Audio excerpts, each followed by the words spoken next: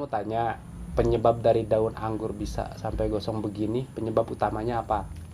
Itu karena faktor curah hujan tinggi Curah hujan tinggi. dan tanpa naungan juga, jadi otomatis anggur daunnya pada kering. Oh, kering.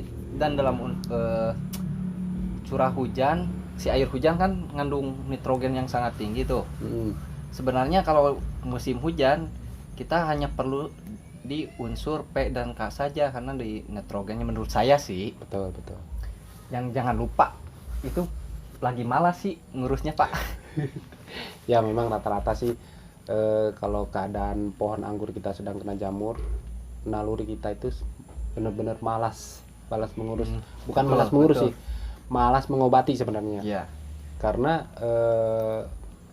rata-rata kalau jamur sudah maksudnya kalau kandungan asam air hujan sudah menyerang daun, itu sangat sulit disembuhkan, kecuali kalau memang ada modal atau ada biaya langsung dipakai naungan plastik UV misalnya. Itu antisipasinya bagusnya gimana? Kalau menurut saya antisipasinya diukur dulu pH-nya. Yang penting dia diusahakan standar dulu pH-nya, bisa pakai dolomit, bisa pakai kapur bangunan ya. Kapur bangunan yang sembuh. Terus media ditutup. Setelah media ditutup, nanti pH kembali normal.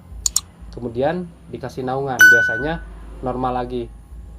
Karena tapi itu dipangkas nggak? Apa nanti jangan dulu. Timbul pucuk baru? Jangan dulu. Nanti dia kalau misalkan pH sudah mulai normal, dia pasti akan keluar lagi pucuk baru. Nah, di situ posisinya harus mulai pakai naungan. Karena melindungi dari pucuk-pucuk. Karena meskipun dia tumbuh lagi, tapi kalau nggak pakai naungan biasanya gosong lagi. Nggak ada istilah media bagus tapi tanpa naungan. Karena air hujan itu bukan hanya menyerang media, tapi menyerang daun juga. Rata-rata begitu.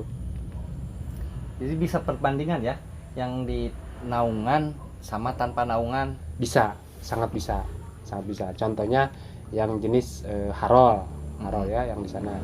Itu saya lihat dari kontur tanah memang cocok, kemudian dari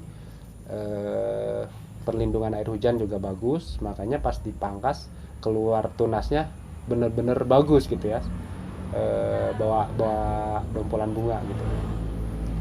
Nah, kalau menurut saya untuk antisipasi sebaiknya ya diutamakan media dulu.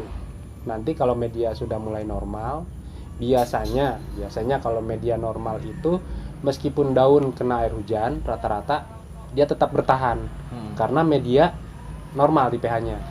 Tapi ada satu kasus di banana punya saya, Kang. Dia satu pohon yang sebelah kan itu double cordon ya, iya, T gitu kan, yang searah ke kiri yang kena hujan terus dia gosong, sedangkan yang ke arah kanan yang nggak kena air hujan itu mulus. Berarti itu bukan hanya faktor dari si tanahnya sendiri, bisa jadi dari terkena air hujan terus ya. Iya. Jadi istilahnya kan seperti yang tadi saya bilang, air hujan bukan hanya menyerang daun tapi juga media. Tapi kalau misalkan medianya normal meskipun dia kena air hujan, tapi rata-rata biasanya gitu ya, yang pohon anggur yang di grounding itu dia sudah mulai mencari makan sendiri. Jadi begitu dia hanya menemukan kalsium atau menemukan nitrogen, kemudian akarnya lewat ketemu kalsium, lewat lagi ketemu fosfor, kan di situ ada manfaatnya di grounding ya. Beda kalau sama yang di planter bag atau yang di pot biasanya. Rata-rata begitu, karena dorongan nutrisi atau serapan nutrisi dari media alam itu lebih bagus. Makanya meskipun dia kena hujan tapi daun terselamatkan dari air hujan, bisa tetap tigor. Itu yang saya analisa. Jadi faktornya juga ya, misalkan media tanam cuma di planter bag atau di polybag cuman ya segitu, seukuran polybag masing-masing, udah terkena air hujan terus-terusan medianya, daunnya juga terkena gitu kan. Iya, karena kan kalau yang di planter bag itu medianya terbatas, kemudian meskipun istilahnya kita siram 2 atau 3 gayung, pasti di dalam ada endapan, ada endapan air. Nah, endapan air ini yang biasanya memicu jamur patogen, kemudian memicu istilahnya penurunan pH karena air tidak istilahnya ada genangan di dalam planter bag atau di dalam pot. Biasanya begitu.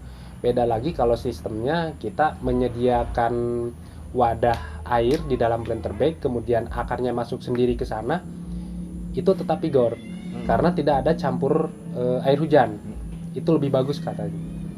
Berarti intinya itu pH-nya berpengaruh ya? Sangat berpengaruh, sangat berpengaruh. Intinya begini, kalau misalkan kita punya alat ukur pH ya, misalnya pas kita ukur pH tanah atau pH media, kemudian di garisnya itu ke 9, ya, otomatis kita bisa mendeteksi bahwa unsur hara yang terserap oleh akar hanya fosfor dan kalsium.